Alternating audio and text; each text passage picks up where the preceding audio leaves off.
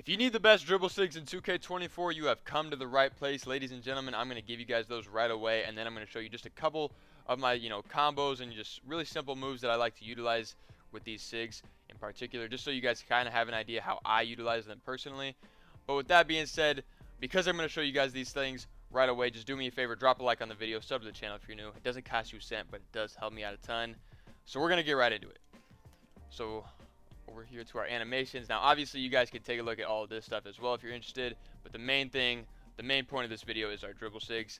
Now just a couple pieces of information before you guys hop off the video or skip towards the dribbling portion of the video. Number one, I know a lot of you guys play on 6'8", 6'9", and I just want to let you guys know that as long as you max out your ball handle, you can get all of these dribble animations, dribble sigs, with the exception of the Trae Young crossover, which doesn't really matter. All it is the animation you get when you're like running down the floor and you flick your right stick up. You can really replace this with whatever crossover you like. Just go to the animation store, find one, let the animations play out, find one you think looks cool. It doesn't really matter. The one that does matter though is the Kemba Walker skate moves. You do need an 86 ball handle, and like I said, I know a lot of 6'8" and 6'9" builds max out at an 85 ball handle. So what I would replace that with is the Kevin Durant escape moves. I don't personally own it, but I know I play a lot of 6'8" and 6'9" builds on the 1v1 court, which is really all I play, and pretty much every single one of them uses the Kevin Durant escape moves. They're very clean, they're very effective, especially if you're on a 6'8", 6'9". It's the best you're gonna get, and yeah, very good. All it really is your between the legs and your standing crossover that you trigger while you're holding turbo, as well as your misdirection moves. Outside of that, everything else is pretty simple. I would just copy them exactly. Obviously, if I think all of these are the best dribble moves in the game.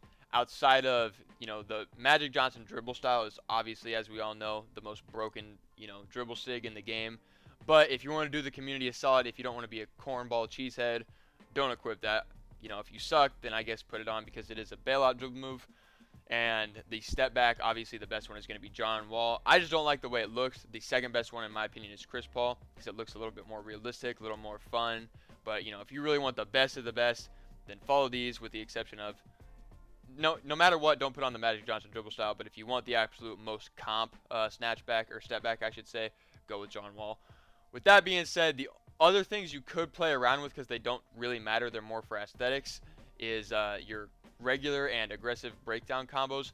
I'll show you guys exactly what those are, but they're not really essential for most dribble moves. So I'll show you guys.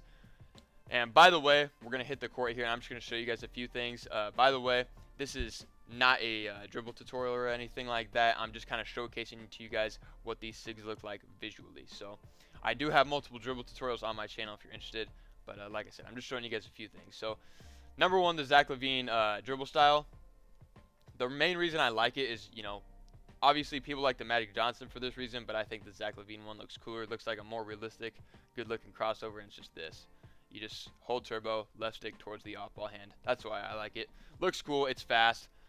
Now, my favorite, my main go-to move on the 1v1 court, especially when I need a 3, is what I'm going to do is I'm going to run to the right or left wing, and then I'm going to hit a misdirection, and then I'm just going to explode out of it towards the off-ball hand. And just so, if I'm going right, I'm going to hit the misdirection, keep running right.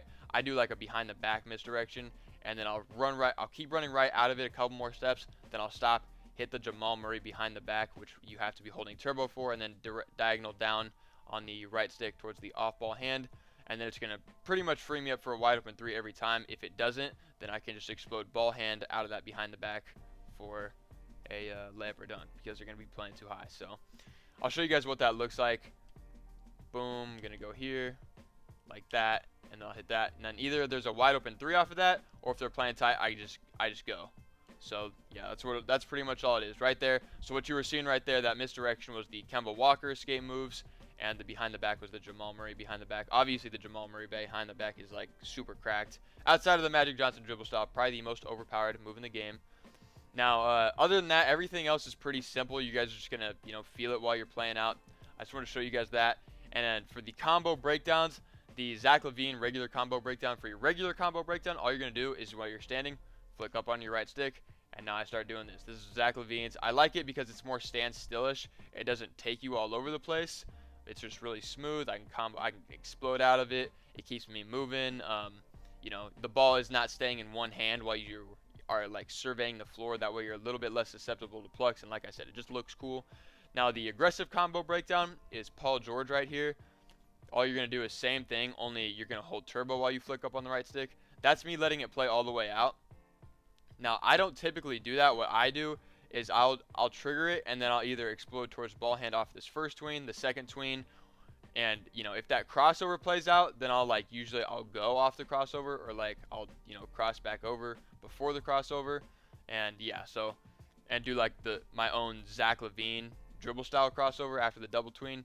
So what I really like to do out of it, if you guys have watched a lot of my gameplays, is for game I'll walk him down, snatch it back, then I'll go tween, step back, and shooter game winner. But I'll hit it. But with that being said, ladies and gentlemen, I mean, that's really all I got. Obviously, I mean, I'll show you guys one more thing here. The Zach LaVine combo moves. This one is really simple. All you got to do is flick your right stick towards the off ball hand and back to the ball hand. What I like to do off of that, because it gets a lot of ankle breakers, is you just do it and then you hit the Chris Paul snatchback. Obviously, it's going to be, like I said, more comp when you have the John Wall step back, but I think the Chris Paul one looks cooler. With that being said, ladies and gentlemen, that's all I got for you guys. And then I'll shoot off of that, or I'll do this. And yeah, but yeah, ladies and gentlemen, that's all I got for you guys. I thank you guys so much for watching. I love you all. Don't forget to drop a like on the video. Sub to the channel if you're new. I love you all. God bless, and I'll catch you in the next one.